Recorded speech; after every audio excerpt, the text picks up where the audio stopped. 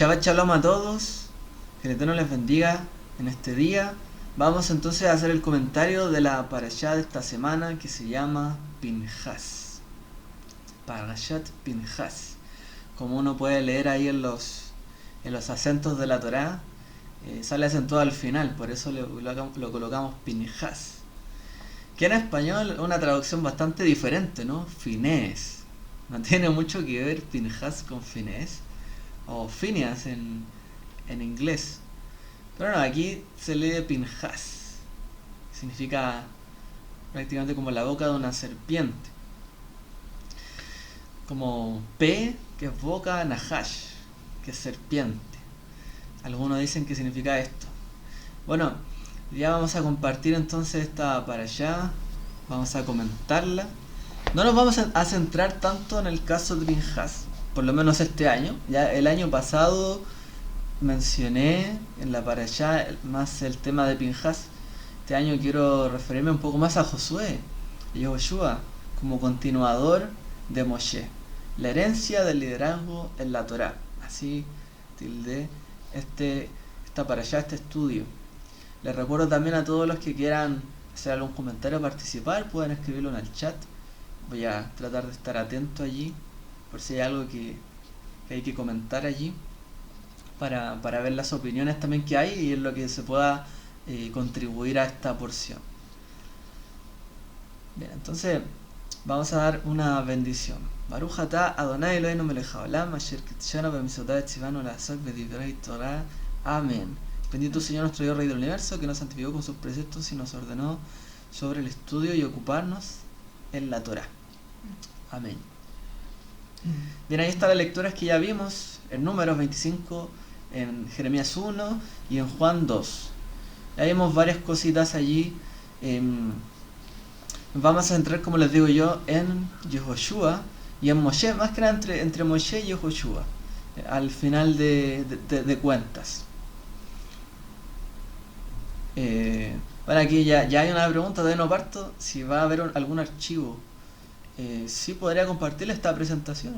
Puse bastantes cosas en la presentación, pero va a estar de todas maneras el apoyo del video grabado. Va a quedar subido esto. O ustedes que ya lo están viendo en vivo ahí en YouTube. Bueno, vamos entonces a avanzar en este tema. Primero que todo, el resumen de esta porción. Pinhas es el nombre hebreo traducido en las Biblias como Finés. También es el nombre de la 41ª, es decir, la número 41 de la Torá, debido al segundo versículo de esta lectura donde dice: y Pinhas o Pinehas, hijo de Eleazar, hijo del sacerdote Aarón, ha aplacado mi ira. Entonces se centra, esta es una de las parashiot que tiene la Torá donde se centran o tienen el nombre de una persona, y generalmente esas porciones que tienen el nombre de una persona son bastante singulares y se puede sacar muchas cosas de esas porciones. En esta porción de la Torá el Señor hace un pacto de paz con Finés o Pinhas y sus descendientes. Ordena un segundo censo, como lo leímos también. Resuelve cuestiones sobre la herencia, como también alcanzamos a leer.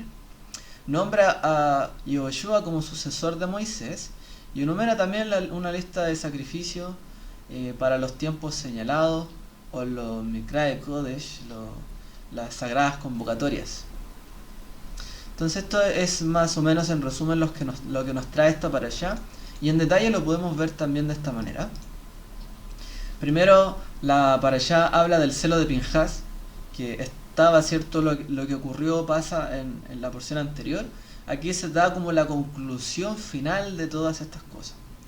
Entonces está el caso del celo de Pinhas, que logra aplacar una mortandad que venía al pueblo.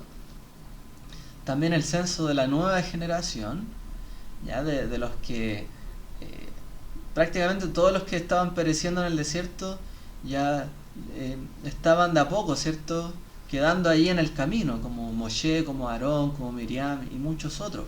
Entonces se hace un nuevo censo para ver quiénes son los nuevos que van a entrar en la tierra. Luego se nos habla de Yehoshua, el sucesor de Moshe, nombrado, ¿cierto? Moshe también pide un sucesor, quiere saber también qué va a pasar después de él. Y el Eterno le contesta que va a ser Yehoshua su sucesor. De eso, en ese tema nos vamos a centrar, de hecho, en esta porción. También se nos habla de las ofrendas diarias, la ofrenda del Shabbat, las ofrendas de cada mes, las ofrendas de Pesach, las ofrendas de la fiesta de las semanas, Shavuot, Haga Shavuot, de la fiesta de las trompetas, Yom Teruah, la fiesta también, o las ofrendas del día de la expiación, del Yom Kippurim, y las ofrendas del festival o la fiesta de las cabañas, que sería Sukkot, Hag a Sukkot.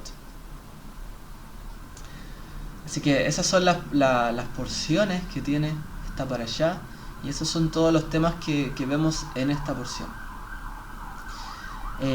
Aquí también Mariana veo que está haciendo un comentario, está dando las gracias por la oportunidad de poder leer también el Brit Hadashah, que se siente muy, muy bendecida por esto. Y sí, también nosotros nos sentimos contentos y bendecidos de que tú estés también en la comunidad con tu hijito, con Vicente, avanzando en esto, y que el Eterno pueda seguir dando oportunidades a cada uno también para seguir creciendo en este tiempo. Continuamos en el tema de la parashá. Veremos entonces la parte, como les decía yo, enfocada en este tema de que es Josué, el sucesor de Moshe, y una enseñanza clásica que tiene el judaísmo en torno a este tema, que yo sé que algunos la conocerán, pero de todas maneras es bueno recordar este tema, que es bastante vital. Bueno, mencionando así el tema principal por el cual lleva el nombre esta parashá, que es Pinhas. ¿Por qué fue tan significativo? Para comentar. Antes de entrar en el tema que les traigo, para comentar también por qué fue un acto tan significativo. Si alguno también quiere participar, puede hacerlo. Hay un concepto, ¿cierto?, en el judaísmo, en la Torá, que se llama Kiddush Hashem, que es el acto de santificar el nombre de Hashem. Y este acto se refiere generalmente es que en determinadas circunstancias, ocasiones, donde se requiere hacer un acto en el cual se irrumpa, ¿cierto?, a la gente, se traiga algo que, por ejemplo, en un momento donde no hay nadie que diga nada, nadie está haciendo nada, es como, y todos miran, nadie hace nada, nadie dice nada, pero todos saben que algo está mal. Bueno, ese es el minuto donde se puede hacer Kiddush Hashem. Por supuesto, nosotros podemos santificar al Eterno a través de nuestros actos, a través de nuestra vida, nuestros pensamientos, lo que hacemos, cómo hablamos con las demás personas. Pero hacer Kiddush Hashem, o un acto como el que hizo Pinhas, que es un acto más elevado todavía, es que ya llega un minuto, como les decía, nadie hace nada, todos ven que está pasando algo malo, hay un tema de descaro incluso en la gente, de sinvergüenzura, como lo estábamos viendo, ¿cierto?, en la Torá. Y bueno, viene alguien y hace un acto que va en contra de eso, y a favor, por supuesto, de darle honra al nombre del Eterno, en el sentido de que se está violando toda su voluntad, lo que Él dijo, se está trayendo, está como alcanzando un nivel cada vez más grande, el pueblo en rebeldía a través de todo esto que está pasando, y fue y hizo un acto que uno podría decir, bueno, es terrible, pues sí, es un acto muy terrible, pero finalmente Él logra aplacar la ira que se había desatado sobre el pueblo y la mortandad. O sea, si Él no hacía ese acto, muchos más iban a morir. Es un poco como dijera el sacerdote en la época de Yeshua, bueno, ¿qué hacemos? ¿Dejamos que perezca todo el pueblo o que perezca un hombre por el pueblo? ¿Qué hacemos? Porque lo decían, ¿cierto?, en relación a si lo están acusando de irse contra Roma como un líder de Israel, probablemente Yeshua o el mismo pueblo iba a sufrir consecuencias de parte de Roma. ¿Qué hacemos? Mejor entreguemos a este rebelde, que era Yeshua, entre comillas, para que pague, ¿cierto?, y que el pueblo se aplaque y no se vaya contra el imperio, contra Roma. Una cosa, no es lo mismo, pero va más o menos en esa línea. Entonces, es hacer un acto que es diferente, que trae una honra más grande todavía. Y es cuando nadie está haciendo nada, viene alguien y hace algo. Eso es hacer Kiddush Hashem, en pocas palabras. En el Salmo 106 mencionaba el celo de Pinjas, dice nuestra hermana Josefa. Claro, se menciona en varias oportunidades más porque realmente fue un acto heroico, recordado, pero también radical. Porque el celo del Eterno, o tener celo del Eterno, no es sencillo. No es sencillo. De hecho, nuestros sabios dicen que celo, que es quiná, viene de la envidia. Es una ramificación del tema de la envidia. Pero elevado como a un grado superior, santificado, por así decirlo. Es decir, una persona que desea o codicia las cosas de los demás. Bueno, en este caso el celo es como que él deseaba la honra de Hashem, más que cualquier otra cosa. Más que la honra a al pueblo, a otra gente, él deseó y codició, por así decir, envió que se manifestara la honra del Eterno. Aunque el Eterno todavía no manifestaba algo, él tuvo un celo de que se manifestara en el fondo la voluntad del Eterno en ese minuto. Entonces llevó por un lado superior en el fondo el anhelo de honrar al Eterno y se aplicó el celo. De la misma manera es el celo del Eterno con nosotros, o con su pueblo Israel, como lo dice la misma Torá, que el Eterno celó a su pueblo. Dice que Él es Dios celoso en varias oportunidades. El Caná se le llama, el Dios celoso, en hebreo. Es decir, que somos un especial tesoro para Él, y Él no lo quiere compartir con nadie más. Es como alguien que tiene un tesoro y realmente no lo quiere entregar en manos de otros. Realmente el Eterno nos considera la niña de sus ojos, un tesoro, un pueblo apartado, sagrado, algo diferente, realmente, de todo el resto de las cosas. Por lo tanto es algo que alguien cuida, que lo lleva, ¿cierto? Un poco más lejos. Por lo tanto, cuando alguien quiere venir a tocar ese tesoro, por supuesto que uno va a reaccionar de una manera defensiva. Incluso si uno ve que hay algo que está pasando mal, puede atacar. ¿Por qué? Porque se está pasando a llevar algo que es muy preciado para uno. Es como los hijos para los padres, muchas veces. Cuando pasan cosas, cuando le pegan a un niño, a su hijo, pasan cosas, inmediatamente salta el instinto protector, ese celo, por así decirlo. Y esto es normal, es parte de la vida. De todas maneras, ahí uno tiene que velar por ver cuáles son las intenciones que hay detrás y no asaltar cada vez que nos llegue el celo o el enojo. También hay otro tema, no es lo que hablamos, pero el tema de las parejas también. No por todo puede saltar el celo o el enojo. No es que no exista, va a existir siempre. Obviamente cuando uno es para el otro y el otro es para uno, hay un sentido de pertenencia y de no se puede compartir lo que a uno le pertenece en todos los sentidos. Pero uno tiene que controlar eso. Entonces, el tema del celo es muy difícil. La mayoría de sus manifestaciones son malas. Y solo muy pocas son buenas. En este caso fue una manifestación positiva del celo. De querer que el nombre del Eterno, la honra, fuera puesto en su lugar en ese minuto. De tal manera que, a través, ¿cierto?, de un asesinato prácticamente, se aplacó una mortandad que había en el pueblo. Y le da como recompensa la paz, que no es otra cosa que decir, bueno, usted aplacó mi ira, trajo mi paz con sus actos. Por lo tanto, yo también voy a darle paz, le voy a dar paz a usted y a sus descendientes, que es lo que el Eterno hizo con él y sus descendientes, traerle paz, para aplacar esto a través del celo. Así que el celo tampoco se trata de destruir todo, no es eso, sino de traer al orden las cosas. Eso es algo que también podríamos destacar bastante, que a veces alguien piensa que el celo es destruirlo todo, que es un enojo, una cosa vengativa. No, esos son los aspectos negativos. El celo viene para traer el restablecimiento de las cosas. De esa manera es positivo. En el caso de la honra del Eterno o su santidad, traerla a su lugar. Y eso es lo que provocó el celo de Pinjas. Aquí se ve lo que Balaam no logró, claro, en esta parasha. Prácticamente lo estaba logrando a través de esta estrategia que había tomado, pero gracias al Eterno hubo personas que no se doblegaron ante esta circunstancia y provocaron en el fondo lo contrario. Hicieron como si estos provocaron la inmoralidad, este trajo la moralidad a su lugar de una manera drástica. Y de hecho es la única manera, cuando hay cosas que están pasando difíciles, es traer la medida más drástica para traer el orden. Eso es lo que vemos en esta parashá. Suena un poco difícil de entender, pero a veces sí. A veces un acto de violencia o de acción de sometimiento al orden trae la paz. Es complicado de decir.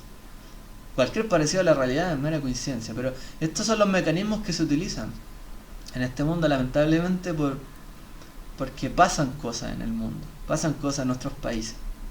Y aquí vemos un acto que se trae la santidad del Eterno, y por eso fue de esta manera y trajo la paz y no más violencia, porque estableció la santidad en su lugar donde le correspondía, ¿ya? La moralidad también. Condenó en el fondo de una manera radical la inmoralidad. Esta parashá enseña cómo elegir las amistades. ¿En qué sentido? A ver si nos puede comentar un poquito sobre esto. Esto que un poquito hoy es muy fácil dejarse alentar por situaciones u elementos que a uno lo llevan a otro camino. Acá el pueblo se dejó tentar por las mujeres de Moab y cayeron en una trampa, lamentablemente.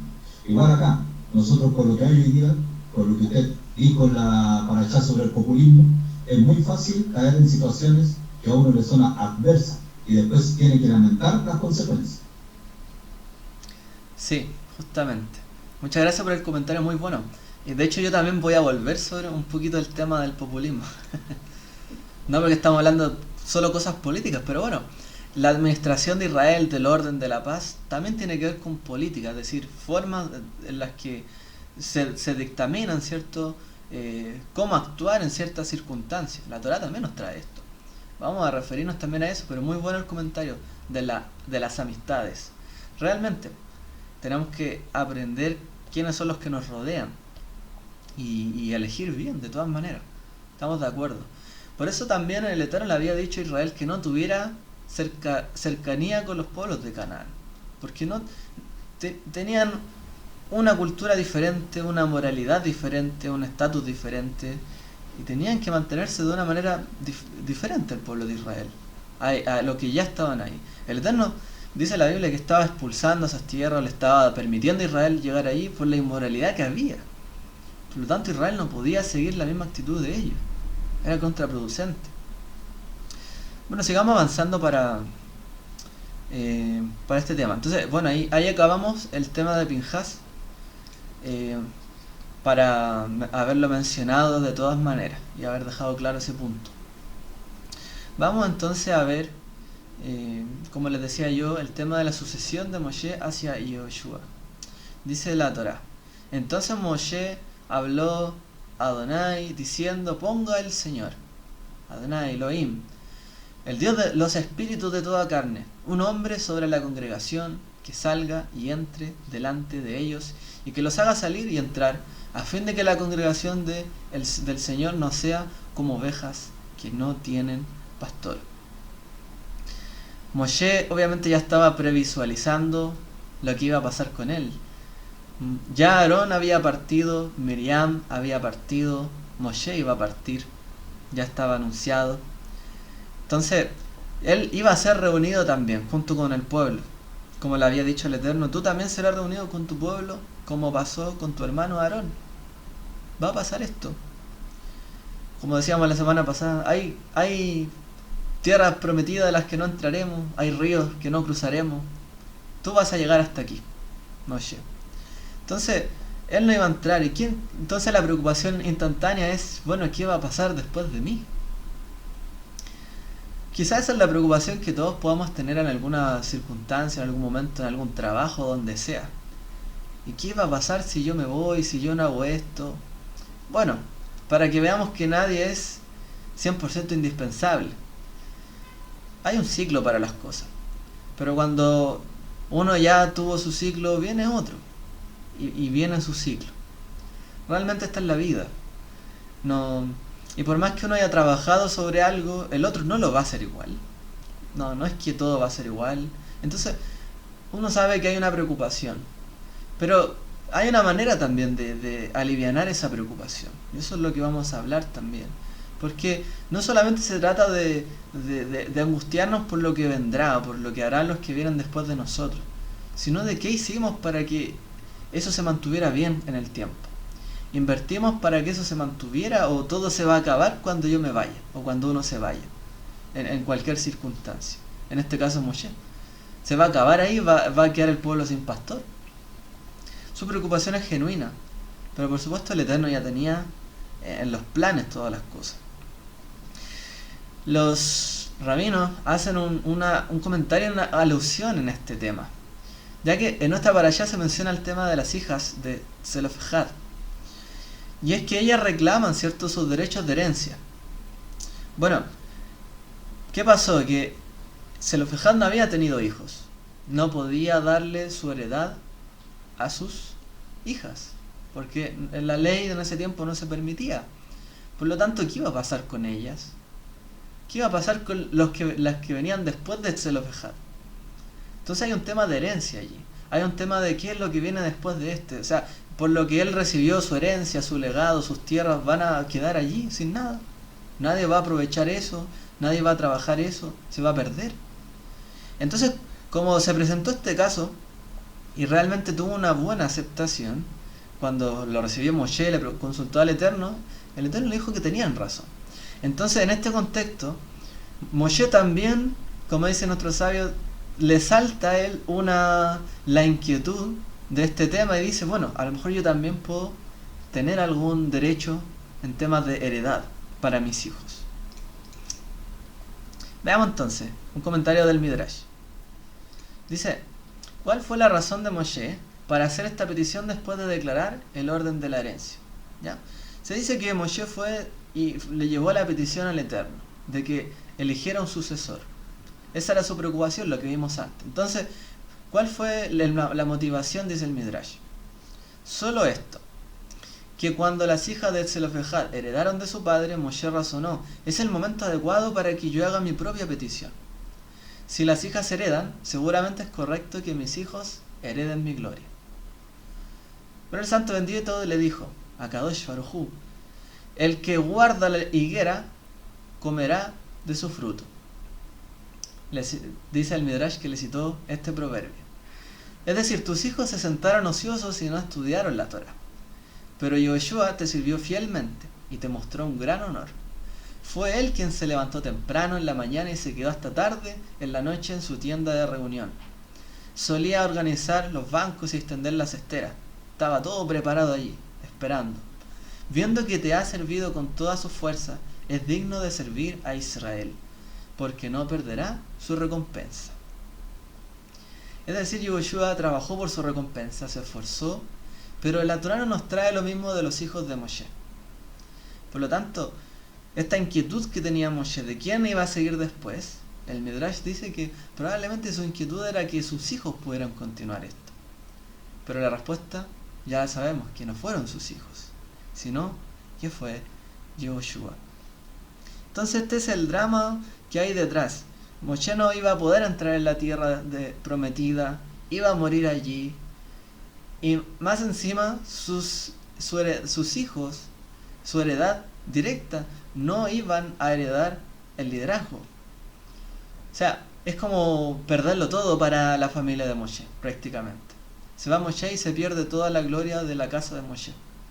Y efectivamente, de esta manera fue muy similar a lo que pasó con Yeshua, ¿cierto? Que la gloria quedó con Yeshua. Finalmente fueron otros los que continuaron esta labor. No fue en su familia directamente, aunque sí, obviamente habían algunos hermanos suyos como Jacobo, pero fueron otros, Talmidim. Y para allá vamos también. Aquí hay un comentario, a ver, voy a leerlo. Dice, encontré este texto. Si Pinhas viviera hoy, los mismos israelitas lo acusarían de falta de amor y creerse juez al matar la pareja que hacía frente al Eterno, como ocurre defendiendo las leyes contrarias a la Torá. Claro, bueno, hoy día sería un caso muy diferente. De partida, en ese tiempo no había un tribunal de justicia, a lo mejor, que lo llevara preso por hacer un acto así. Había una teocracia que era dirigida, ¿cierto?, a través de Moshe. Moshe a través de la voz de Dios. Era diferente el tema. Si hoy día pasara algo como eso, claro, las consecuencias serían diferentes y uno podría acusar a esta persona y, como dice ahí, enjuiciarla, claro. Pero realmente, ¿cuál es la motivación que hay detrás? Y eso es el asunto. O sea, prefiero juzgar a alguien que se va en contra de lo inmoral que juzgar al que se va contra lo inmoral. Eso sería como el asunto. O sea, voy a darle más peso a qué cosa finalmente. Como para preguntarnos hoy día, hoy por hoy. Saludamos también a nuestra hermana María Vial, que se está incorporando. Shabbat Shalom para usted, hermana. Que Dios le bendiga. Saluda a su hija también. Sigamos avanzando. Entonces yo les decía que había una tragedia. Moshe perdía todo. Moshe moría, no entraba a la tierra, ni sus hijos heredaban su liderazgo. Para la familia Moshe era la acabose, realmente. Era como la preocupación también de Korah, por así decir, de no ir más allá. Bueno, pasó algo similar acá. En cambio Aarón, sí, él tuvo la heredad del sacerdocio, la Kejuná, para él y sus hijos. Diferente que lo que pasó con Moshe. Aarón sí fue nombrado sacerdote, sus hijos fueron nombrados, y realmente esto iba a continuar hacia adelante, con sus hijos Gershón y Eliezer. Así que nosotros tenemos que estos dos hombres de la Torá, como son Moshe y Aarón, que aquí vemos una ilustración, muy bonita la ilustración que hacen siempre nuestros amigos de JW en inglés, ahí su página, muy bonitas ilustraciones que tienen. Bueno, Moshe y Aarón son los dos grandes personajes que identifican este rol de la herencia del liderazgo para el pueblo de Israel. Por un lado, Moshe no dejó un liderazgo para sus hijos, sino que finalmente queda para uno de sus talmidim. Era el talmid prácticamente, su discípulo, su alumno. Y por el otro lado tenemos a Aarón, que tipifica la correcta imagen de los padres, de los horim en hebreo, los padres, que dejan un legado para sus hijos. Educan, trabajan con sus hijos y dejan un legado. Entonces tenemos dos tipos de personas, finalmente. Los que trabajan para dejar un legado a sus hijos y lo hacen correctamente y son bendecidos y bendicen a sus hijos, etc. Pero hay otros que se dedican, al parecer, y su legado no queda en sus hijos, sino que quedan en otros, que continúan con su labor, habiendo recibido también instrucción. ¿Por qué pasa esto? Entonces, estos dos tipos o arquetipos que tenemos entre Moshe y Aarón son diferentes, tienen diferentes relaciones, circunstancias, pero vemos obviamente que todo esto se ve en el judaísmo. Por ejemplo, la Torá nos dice, enseñarás esto a tus hijos, se las repetirás, etc.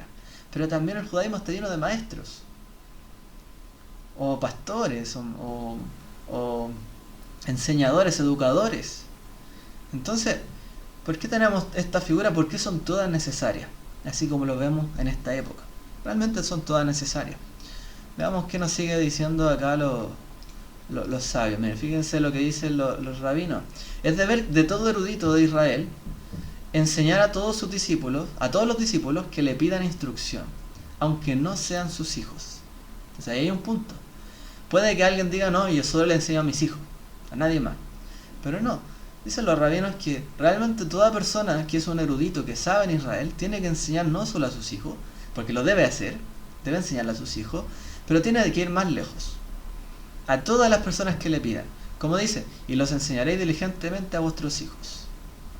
Según la autoridad tradicional, el término sus hijos incluye a los discípulos, ya que los discípulos se les llama hijos, como se dice, y salieron los hijos de los profetas.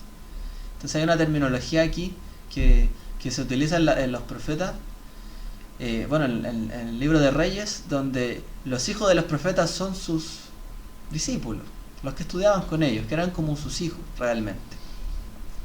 Quien le dedica mucho tiempo a alguien, obviamente, es tan cercano como para verlo como un hijo.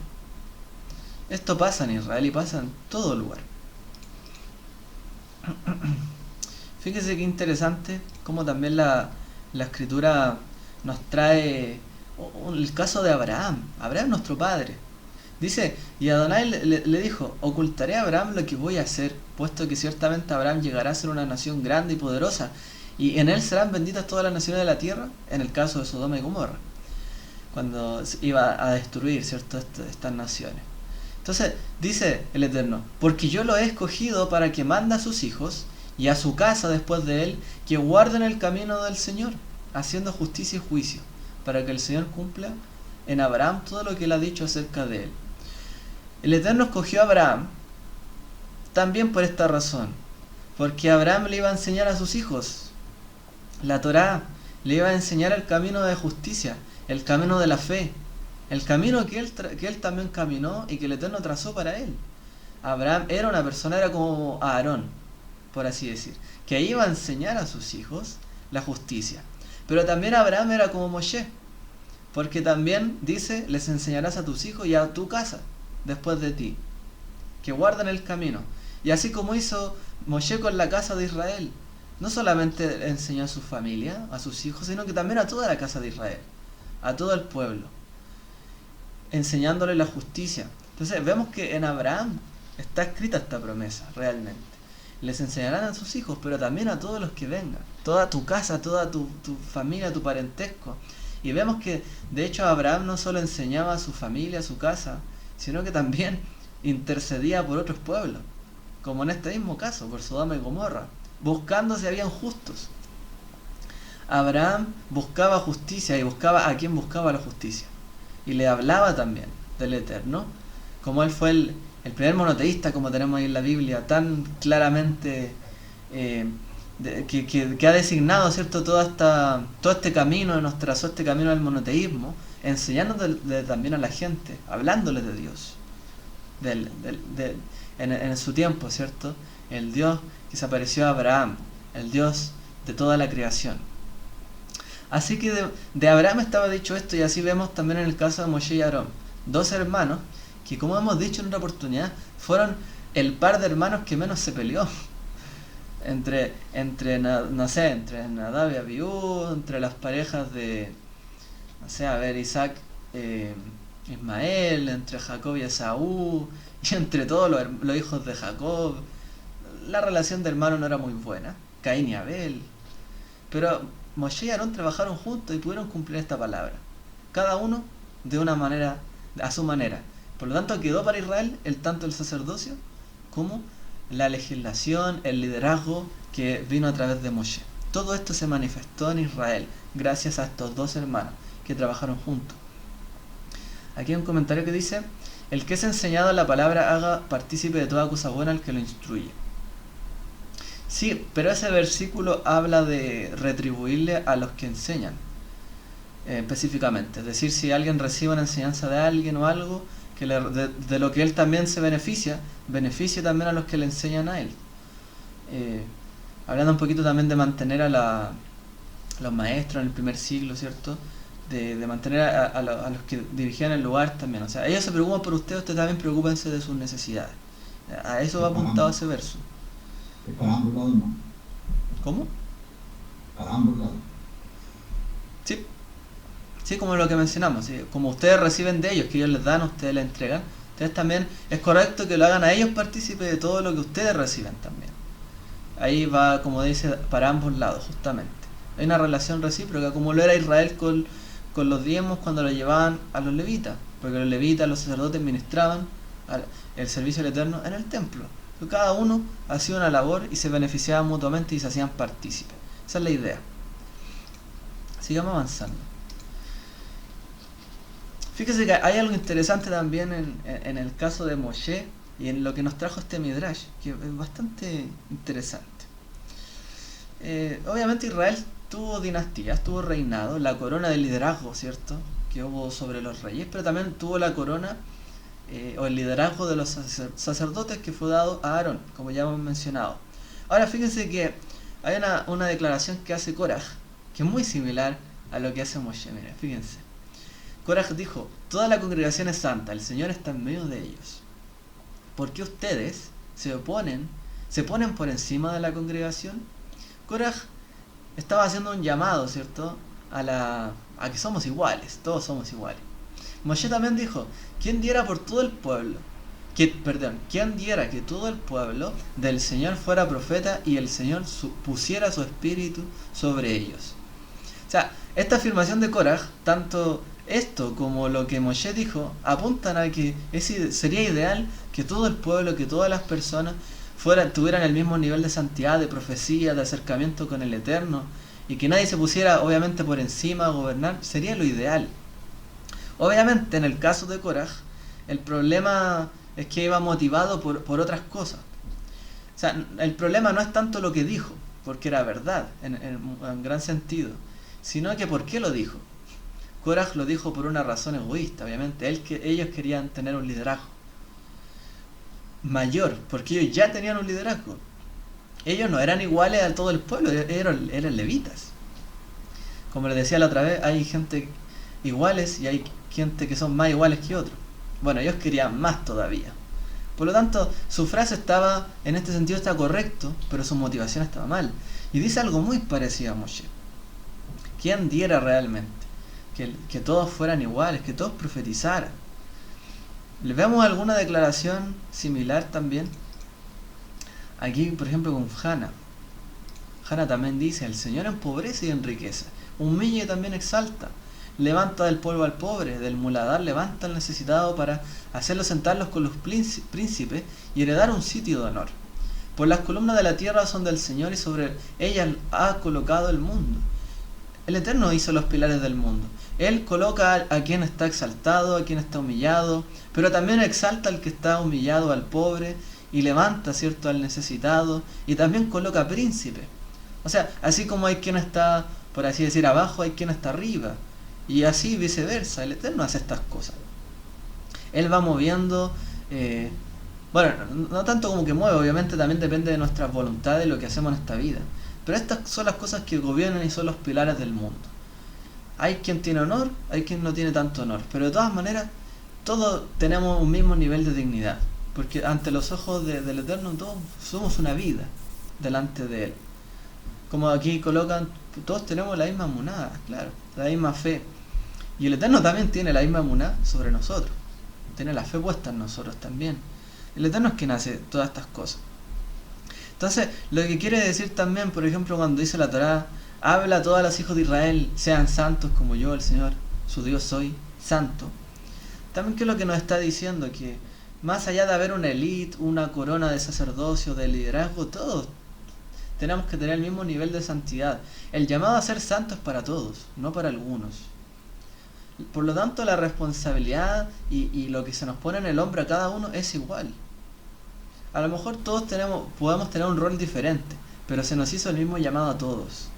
Todos tenemos un nivel similar, ¿ya? Somos todos, y todos podemos ser profetas, y todos podemos ser como Moshe, y todos podemos ser como todos finalmente.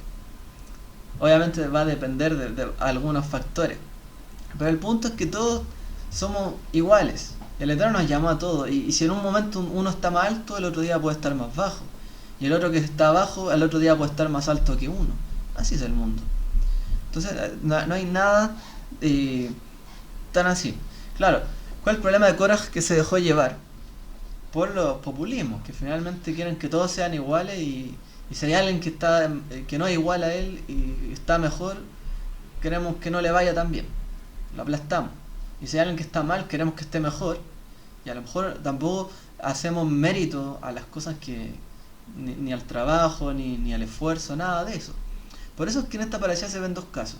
El caso de Moshe y Aarón, el que enseñó a sus hijos y el que enseñó a Yehoshua, un discípulo. Vamos a seguir ahondando en esto. Como les mencionaba, hay una declaración talmúdica que es que hay 3 coronas en Israel. Con 3 coronas fue coronado Israel, con la corona de la Torá, la corona de la Kebuná, el sacerdocio, y la corona de la realeza, el Malhut.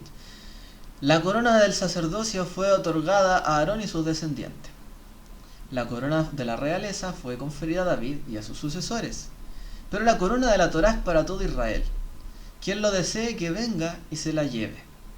No supongan que las otras 2 coronas son más grandes que la de la Torá.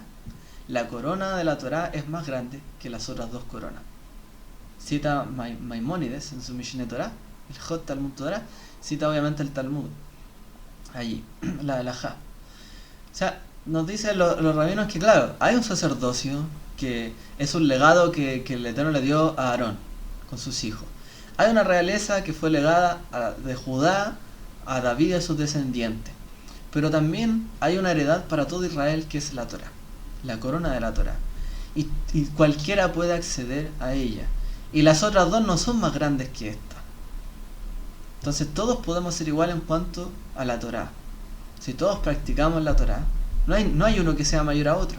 Podemos ver roles, podemos ver bendición sobre uno diferente que sobre otro, pero la corona de la Torá es para todos. Todos podemos acceder a esto.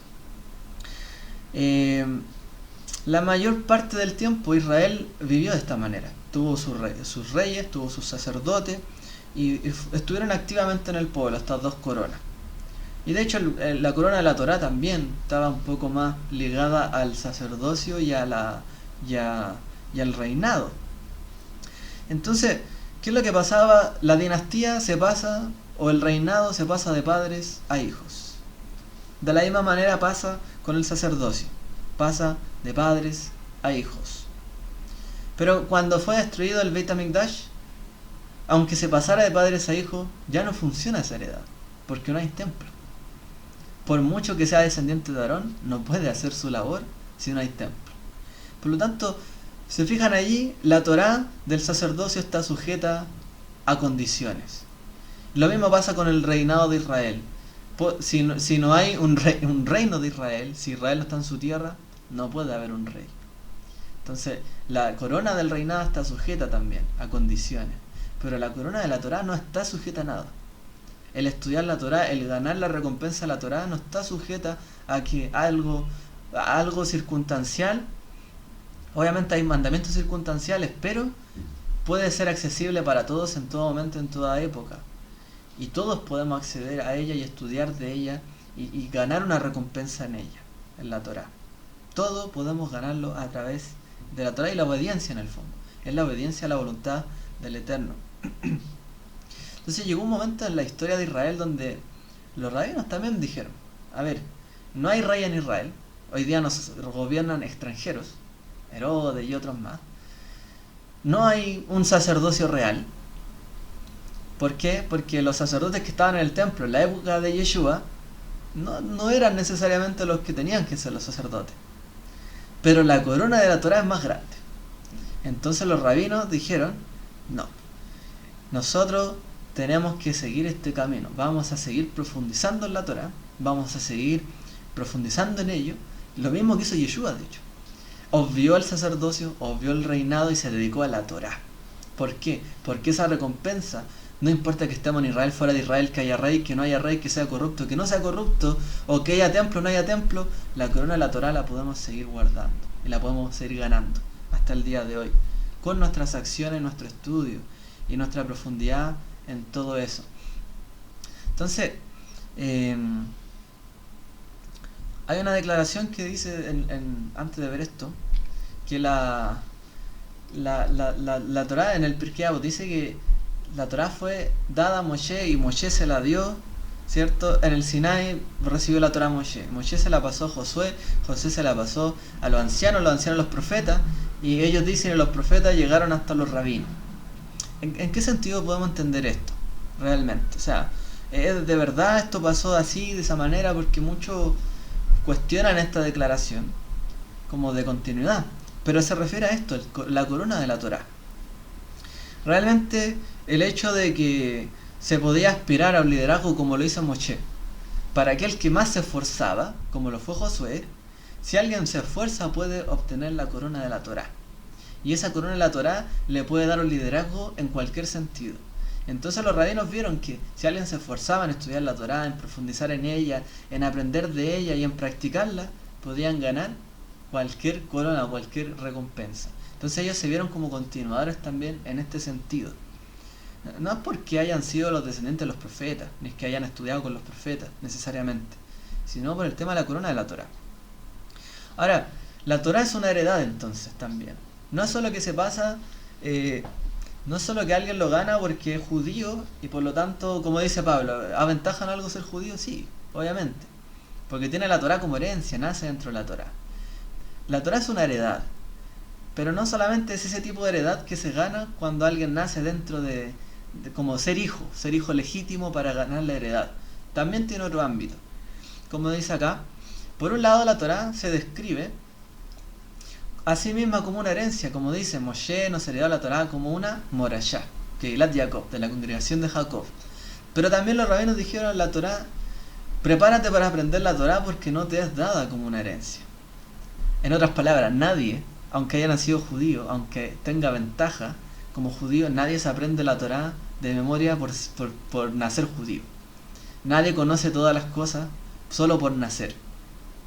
No es solo por ser, sino también es por el hacer. Y ese es el asunto. No es solamente una herencia que se gana así. Por eso tenemos que esforzarnos nosotros. No nacimos, a lo mejor en ese contexto, muchos no están integrándose hace poco, a lo mejor ya en un tiempo, pero no nacieron en ese contexto. Por más que haya venido de un cristianismo de a poquito adaptándose, ¿cierto?, a la escritura, a los mandamientos, no nacieron o no nacimos en esto. Por lo tanto hay que ir buscando de a poquito y ir ganándose todo esto, esta recompensa. Así que, ¿qué es lo que además dice? El hebreo bíblico tiene dos palabras, o incluso tres, para hablar de la herencia. Yerushá y Morashá, por un lado, que tiene que ver con la herencia que alguien toma cuando alguien muere o cuando alguien tiene que esperar algo para ganarla. ¿Ya? Se refiere a eso. Y por otro lado, la palabra Najalá, que también es una herencia. Pero esa palabra Najalá tiene que ver mucho con la palabra Nahal, que es río. Está relacionado con un río. Es decir, significa algo que se transmite automáticamente a través de las generaciones, como un río que fluye. Algo que por nacer judío uno gana. Pero la palabra Yerusha viene de la raíz Yerash, que significa tomar posesión. Y se refiere a algo que tiene título legítimo, pero necesita una acción positiva para adquirirlo.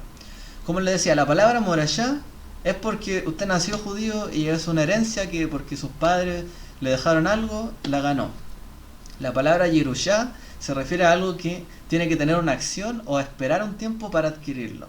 Como no sé, hay una condición en un testamento. Y la palabra Najalá es algo que se transmite automáticamente también. Entonces ahí vemos que hay algunos puntos interesantes sobre la transmisión de la Torá. Moshe nos ordenó la Torá como una morashá, y los rabinos dijeron, no leas morashá, sino que leas meorasá, que se escribe igual, con un simple cambio de pronunciación, convirtiendo la shin en una sin, se lee, en vez de herencia, se lee desposorio. Es decir, hay una relación entre la Torá y el judío, pero primero tiene que ser amado y algo que se tiene que ganar. Tienes que amar la Torá si quieres heredarla, en otras palabras. Es una morashá, es una heredad, pero tienes que amarla. Tienes que prepararte en ella. Tienes que buscarla. ¿Como quién? Como Yehoshua en esta parashá. Tienes que buscarla. Tienes que buscar la voluntad del Eterno. Tienes que amar tu heredad. Si este es el pueblo en que naciste, el Eterno se manifestó a tu pueblo, hizo señales, tú estás ahí apegado al que dirige todo esto, quieres escuchar ahí, quieres ver lo que está pasando como lo hacía Yehoshua. Tienes que amar la Torá para heredarla. No es sencillamente algo automático. Hay una acción de por medio. Dicen los rabinos y preguntan, ¿por qué no es habitual que esto quizás muchos se lo han preguntado en varios ámbitos? ¿Por qué no es habitual que los eruditos den a los hijos que sean eruditos? Yosef dijo, para que no se diga que la Torá es su herencia. Hay un hecho ahí que a veces pasa, y a veces yo lo he escuchado con mis amigos cuando comentan sobre el tema de los hijos de los pastores, por ejemplo, o los hijos de rabinos, no sé. ¿Por qué no siguen el mismo camino generalmente? Porque son diferentes y de hecho es difícil para los líderes que son padres de repente que los hijos sigan todo esto. Y ahí el Brit Hadashah nos dice que tiene que haber un hombre que sujete bien a su familia, o sea, que ande en orden, y es difícil. Vean a Aarón, sus dos hijos mayores murieron. eran sacerdotes, se viene y murieron por irresponsables. Moshe tuvo hijos, pero sus hijos no continuaron su legado. No es algo tan sencillo. Obviamente Aarón también tuvo su recompensa con sus otros 2 hijos, pero no es tan sencillo. Entonces, ¿por qué muchos eruditos, mucha gente que sirve a Dios no tiene hijos que sigan su camino? Y esto lo hemos visto. Yo también por ahí veo esto en la familia. ¿Qué es lo que pasa realmente? ¿Por qué? Y aquí dice, el Rabí Yosef dice, para que no se diga que la Torah es su herencia. O sea, que solo por ser hijos de, ellos ganaron o ameritaron todo lo que tenían. En el fondo es eso. No por ser hijos de alguien que se esforzó, de un liderazgo, el papi rico, no sé, o el papi que tiene todo, el papi que sabe todo, él lo va a saber todo, va a ser igual que su padre si no se esfuerza. Eso es lo que nos está trayendo esta Mishnah, este comentario de Tratado de Nedarim, de la Gemara, perdón. No por alguien ser hijo solamente lo gana. No, tiene que ganarse. No lo hereda simplemente. También los sabios nos dijeron, permiso,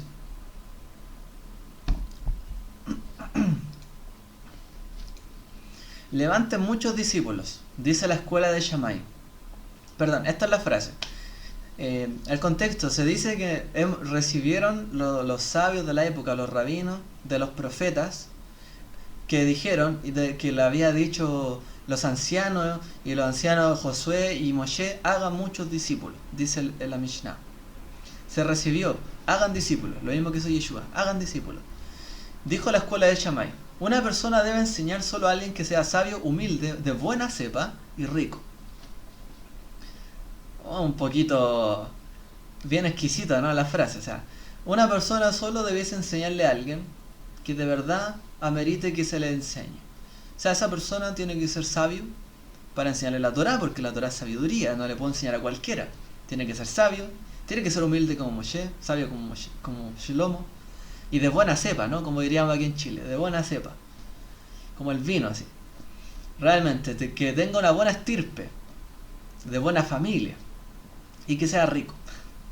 ¿Por qué? Porque así nos aseguramos de que no es una persona que tenga maldición, sino que Dios lo ha bendecido y por algo lo prospera, y lo acercamos a la Torah.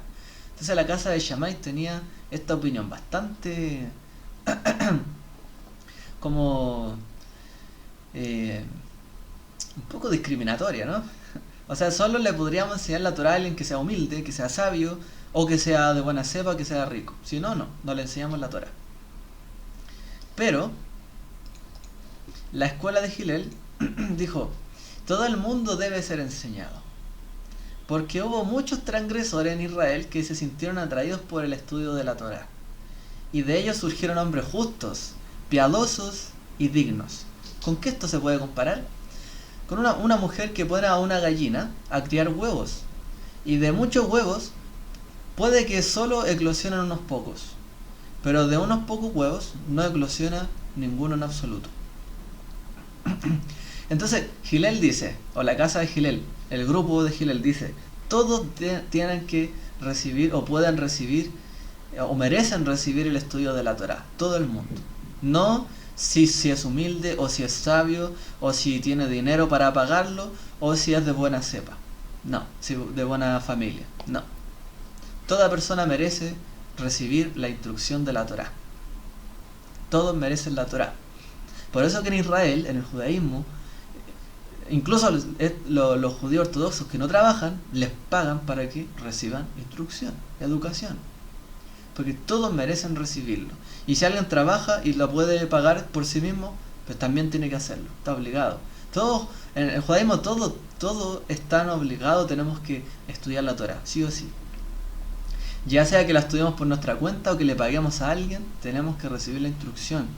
Pero aquí el punto es que nos dice Hillel, mucha gente sin ser sabia, sin ser humilde, siendo arrogantes totalmente, siendo personas que engañaban, gente que no era piadosa, sino que realmente era déspota con la gente, o que eran totalmente injustos, se arrepintieron al escuchar el mensaje de la Torá. Lo mismo que hace Yeshua, ¿no? No he venido por los justos, sino por los pecadores. No digo yo, soy el Mesías, vengo solo por los justos, para enseñarles la Torá, porque ellos merecen la Torá, ¿no? ¿Qué hace Yeshua?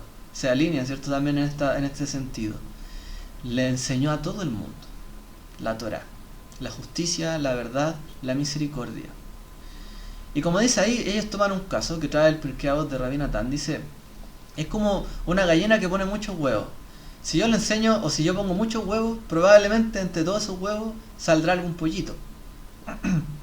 Pero si yo tengo unos pocos huevos que pone una gallina, probablemente no salga ningún pollito. Y ese pollito es un buen discípulo, en otras palabras. Entonces, si yo le enseño a mucha gente, probablemente entre todos los que yo le enseño van a salir personas justas, rectas, que se arrepientan, etc. Pero si yo solamente me dedico a hablarle o a hablar 2 o 3 y no expando mi mundo, mi mente, de hablarle a más personas, porque no es que no merecen, es que no, ellos rechazan, es que ven para mal la Biblia, no sé. Bueno, si tú rechazas a gente a priori, probablemente no van a salir buenos discípulos. Y lo que pudo haber sido un buen discípulo no lo llegó a ser. Entonces los rabinos nos transmitieron, y dice el Talmud, que los profetas enseñaron que había que hacer discípulos. Por eso Yeshua hizo discípulo. Porque era una tradición de Israel de que los profetas habían enseñado, y de generación en generación, que había que hacer discípulos. Porque entre todos ellos, aunque hubiera gente malvada, buena, sabia, gente totalmente que no supiera nada, podían salir los líderes de Israel. Pasó con muchos. Entonces no podemos menospreciar a nadie. Por mucho que haya un legado del judaísmo, o como lo era de Aarón a sus hijos, puede haber gente como Josué que se levante, ¿cierto? Y den a luz buenos talmidim. Lo mismo que hizo Yeshua. Yeshua llamó a los que no sabían nada de letra prácticamente. Yeshua llamó a los que no tenían nada que ver con el estudio de la Torá. A pescadores, recaudadores de impuestos. Y a ellos los llamó. Y hizo buenos talmidim de ellos. Y ellos fueron después los que hablaron a las naciones. Entonces no nos podemos limitar nosotros solo a los hijos. No nos podemos limitar solo a lo que es o dejar una herencia, no. También se puede ir más allá. Por eso el mérito de Aarón y el mérito de Moshe. Son dos méritos diferentes. Pero todo esto es necesario. Por lo tanto, vemos que se alza Yehoshua, un nuevo líder en Israel. Yehoshua, como ahí vemos el caso de los espías, por ejemplo. Bueno, ahí hay una imagen cuando van a conquistar la tierra, pero Yehoshua pasó por varias etapas. Yehoshua pasó en varias etapas, y él demostró ser una persona diferente. Él demostró tener convicciones, y él demostró ser un buen talmid. Él fue un buen discípulo de Moshe, porque él estuvo cerca de Moshe en todo tiempo, y aguardaba ahí a la presencia del Eterno, fuera de la tienda. Y estaba ahí, era el primero que estaba ahí cuando Moshe descendió del monte. Él era el primero siempre. Por lo tanto, él se formó. Él fue un buen aprendiz. Yehoshua fue rescatado también. Él fue recatado.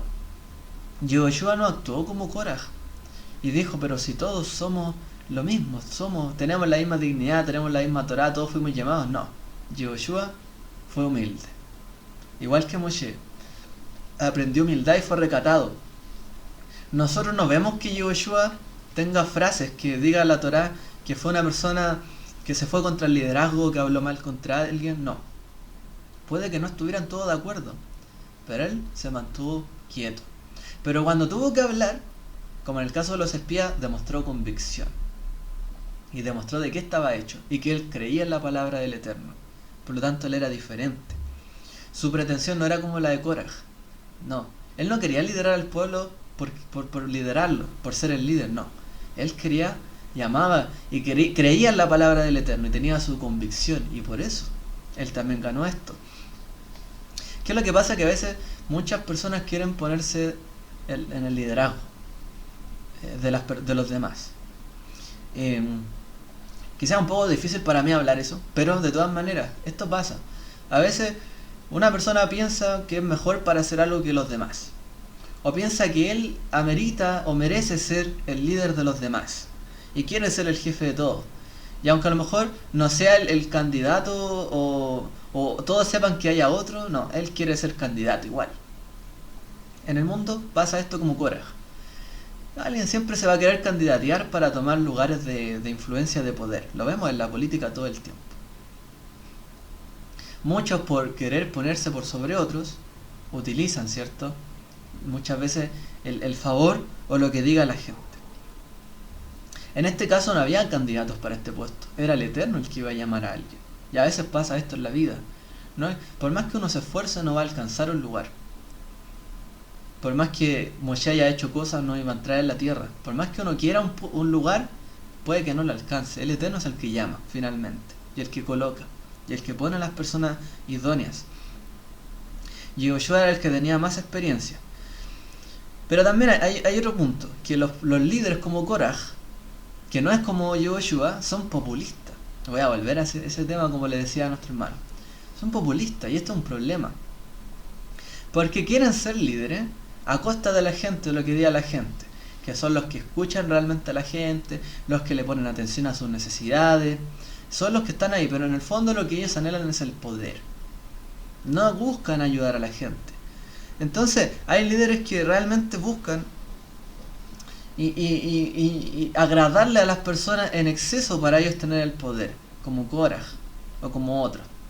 Hacer frases cliché, hablar de lo que todos sabemos, que hay pobreza, otras cosas. Todos sabemos que hay desigualdad o que haya falta de algo en un lugar, falta de orden, todos sabemos. O sea, la gente no es tonta, todos se dan cuenta. Pero viene un héroe y dice, yo soy el que los va a sacar de ahí. Yo soy el que va a estar adelante. Yehoshua no era ese tipo de líder. Por eso también fue puesto en Israel y no Korah.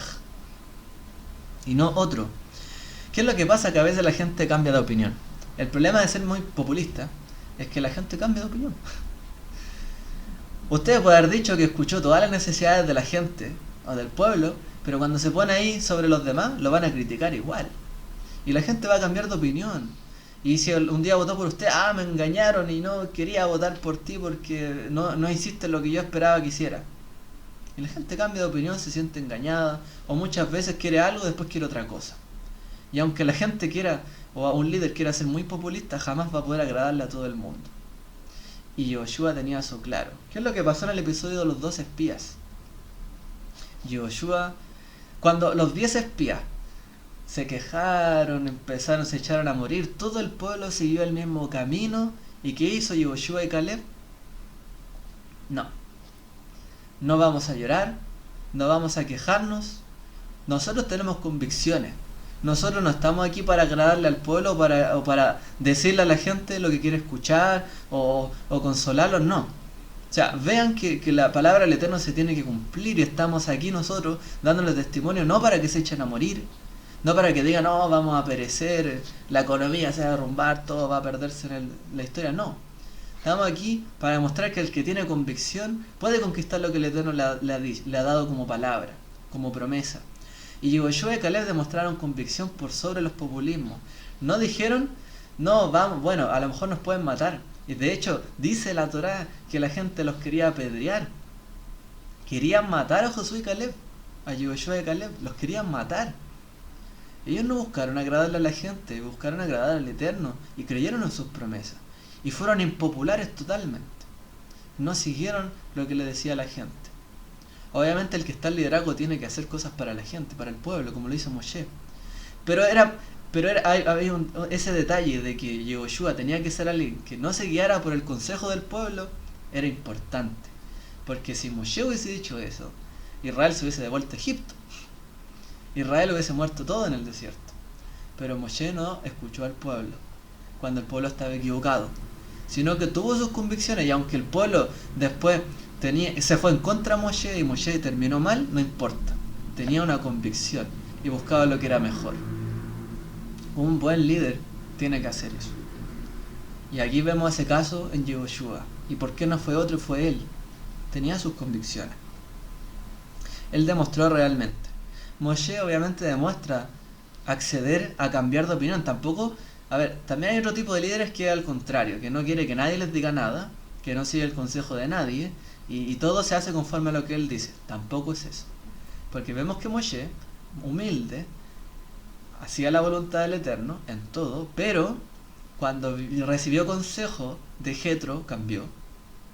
Cuando las hijas de Zelofejad le dieron un reclamo, lo consultó y cambió la Torá, dio una nueva Torá. O sea, tampoco se trata de negarle a la gente todo y seguir solo la convicción de uno, no es eso. Pero también es necesario que no se doblegue ante todas las peticiones de la gente, porque no se puede dar todo, es imposible. Es imposible darle a todo un pueblo carne, imposible darle a todo un pueblo agua, que llueva, que caiga del cielo, todo mágico, es imposible.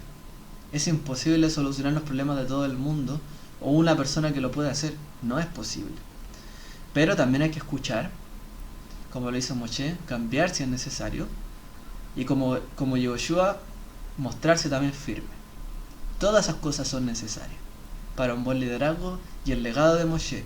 Y esto obviamente hablando de los discípulos, porque un buen discípulo tiene que aprender esto de sus maestros, y Yehoshua lo aprendió la firmeza en su convicción, pero también aprendió luego a tratar al pueblo, porque Yehoshua tuvo que aprender a tratar al pueblo y a la nación, que no era sencillo, no era para nada fácil tratar al pueblo de Israel.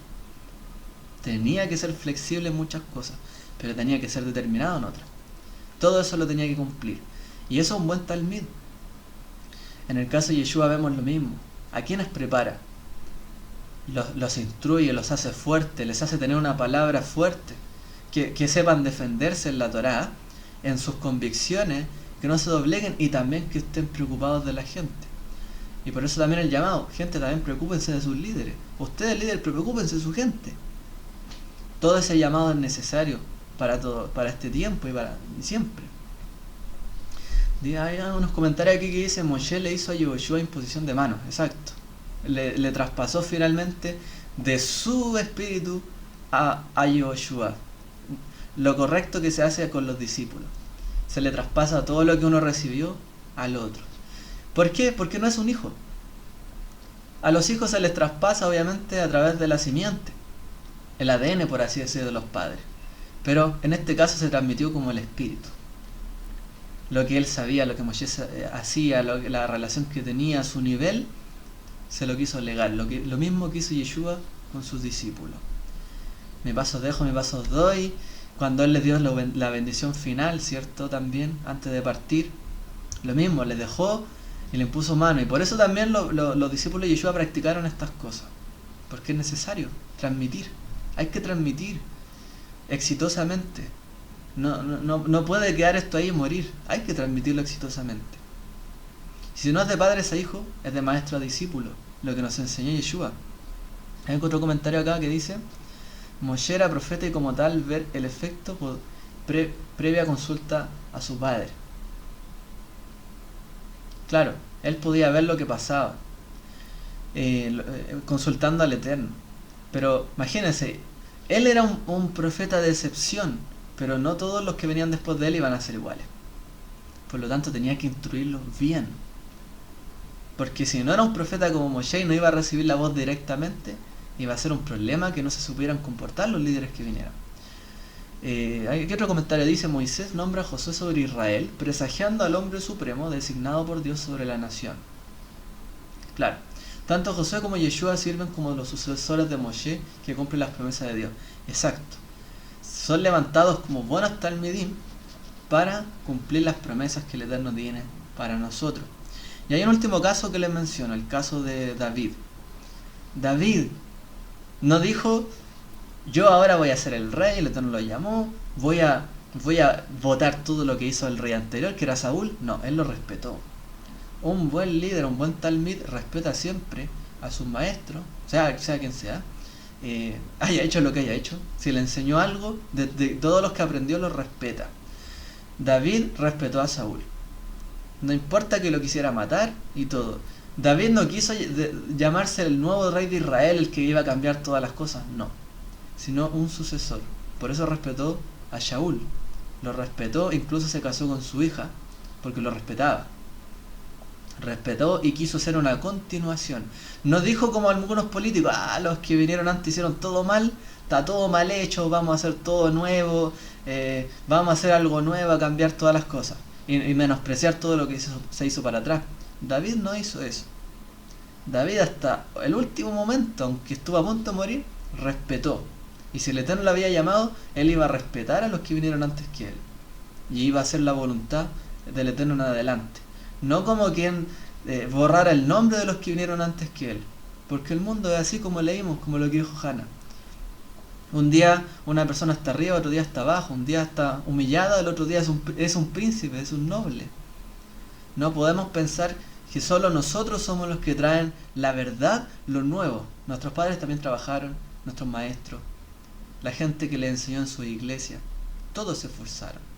A nuestros maestros, a nuestros rabinos, todos se esforzaron. Y sus maestros se esforzaron, y los maestros de sus maestros se esforzaron para dejarnos el legado de la Torá. Y así también David respetó a todos los que venían y estaban por autoridad. Por eso él fue puesto y fue humilde y tuvo el corazón del Eterno. Y no fue un déspota, que después su hijo Salomón sería mucho más déspota en ese sentido. En cuanto a que obligó al pueblo en muchas cosas, en construcciones, y los oprimió un poco más que David. Entonces tenemos que ver todas estas cosas y ver que realmente la Torá es un legado para cada uno de nosotros, pero tenemos que ser buenos líderes, buenos discípulos. Tenemos que tener convicción, pero también tenemos que escuchar a veces a la gente. Pero tener la convicción es importante. Porque Korah, que escuchaba más, por así decir, al pueblo que su convicción, estaba equivocado. Y concluimos con lo que nos dice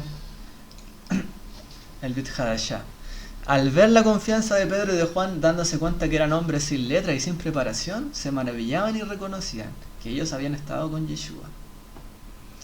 Habían personas que habían sido preparadas por Yeshua, que a lo mejor nunca estudiaron en la universidad, que no terminaron el colegio, pero recibieron instrucción, aprendieron y se notaba. A eso Yeshua llamó. Yeshua, recuerden que no solo tenía 12 discípulos, tenía muchos más discípulos. Y todos los que siguieron, y todos nosotros. Por lo tanto, cuando recibimos buena instrucción, pero nosotros nos preparamos, podemos continuar el legado de nuestro Maestro. Id podía ser discípulos en todas las naciones, bautizándolos en el nombre del Padre, el Hijo y del Espíritu Santo, como dice en el Brit Hadashah. Nos dio una autoridad, nos traspasó de su espíritu, nos dejó su autoridad. Como el legado que hizo Moshe con Yehoshua, le dio de su espíritu. El Mashiach también nos dio de su espíritu para que nosotros también transmitiéramos de su espíritu, del espíritu del Mesías, a los seguidores, a sus discípulos, a los que vinieran después de nosotros. Hizo lo mismo, la misma transmisión. Y nos dio su palabra y que Él venía en la voluntad del Padre. Y nos dio, ¿cierto?, el nexo correcto para que pudiésemos seguir hacia adelante. Y les dijo, id por todo el mundo y predicad el Evangelio a toda criatura. Como leímos, porque hay que enseñarle a todos. No le puedo enseñar solo al que me caiga bien, o no puedo hablarle solo al que sea humilde, al que sea justo, no. Puede que alguien se arrepienta, puede que alguien escuche, puede que alguien cambie y sea alguien más grande todavía de lo que uno podría haber pensado que podría ser, como pasó muchas veces. Todos tenemos el potencial de ser líderes, pero primero debemos ser buenos discípulos. Esa es la conclusión finalmente. Todos podemos ser líderes, todos somos santos, todos podemos acceder a la corona de la Torá, pero primero hay que ser buenos también como Yehoshua. Prepararse, estar allí, tener convicción, estudiar, estar allí en la presencia del Eterno, siempre buscar su rostro, buscar donde está lo que le conviene, y cuando haya que tomar una decisión, o si por el pueblo o por Dios, como le hizo Pinhas, como le dijo Yehoshua en el caso de los espías, por Dios, obviamente. Porque eso le va a traer un bien a la gente. No le va a traer un bien a la gente que optemos por cosas inmorales o que optemos por favorecer populismo. ¿Qué es lo que le va a ayudar más a las personas? Que actuemos para su beneficio. Y en el beneficio del Eterno, sobre todo Supremo, que Él nos bendice. Y Él nos da todo lo bueno. Así que, bueno, hay otro comentario, dice Yehoshua tenía el ruaj de sabiduría dado en Devarim. Claro, Él recibió el Espíritu, ¿cierto? Que a través de Moshe, y él también dice, como él estaba ahí en la tienda siempre, él tenía espíritu de sabiduría, sabía dónde estar, Sabía lo que decir, que no decir en su momento. Bueno, amados, esta ha sido la parashá de esta semana.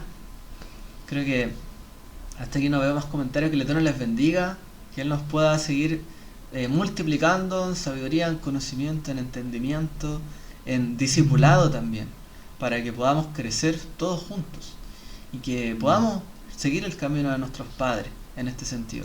Había alguien que quería decir algo, ¿no? Antes de cerrar. No, bien. ¿Sí? Adelante, adelante. ¿Me escuchan? Sí, lo escucho. Ya. No, quería solamente resaltar lo que usted menciona con respecto a muchas personas buscan el liderato, les gusta la cima, estar ahí para ser vistos, pero quizás se niegan a recorrer el camino que hizo aquel líder. Es decir, Moshe no fue inmediatamente un líder, él estuvo 40 años viviendo en el desierto, fue preparado por el Eterno en el desierto, vagando, o sea, no vagando, pero viviendo totalmente una vida en donde él tenía que, tuvo que pasar un sinnúmero de situaciones. Es decir, cada líder ha tenido que pasar, ha tenido que trabajar, ha tenido que lidiar, luchar distintas situaciones. Y una persona como Coré quería de alguna manera saltarse todo ese proceso y llegar y decir, bueno, a mí también me corresponde parte de esto, pero no quieren caminar, no quieren hacer el trabajo duro, ¿cierto? Para poder llegar en cierta medida, yo creo que hay gente más que liderar, quiere figurar. Yo le llamaría eso. Un buen líder, como usted dice, y me gustó mucho esa frase y lo quiero resaltar nuevamente, dice, hay que ser un buen discípulo, hay que saber escuchar, hay que saber aprender, para luego las situaciones se van dando solas, por sí solas. Pero me gustó mucho su enseñanza, muchas gracias, hermano. Rabá también muy buen comentario. Así es, hay que seguir, por eso hay que seguir un camino a las pisadas del Mashiach. Por eso Shaul también decía, mi cuerpo se ha sometido también a los padecimientos del Mesías. Yo he sufrido como él, o sea, he seguido su camino para alcanzar también su recompensa. Por este camino a veces nos vituperan, hablan mal de nosotros, nos pueden tratar mal, no importa, como a Yehoshua lo querían matar, no importa, hay que mantener la convicción y seguir el camino para poder llegar hasta donde llegaron ellos, como dijo usted muy bien. Muchas gracias por su comentario.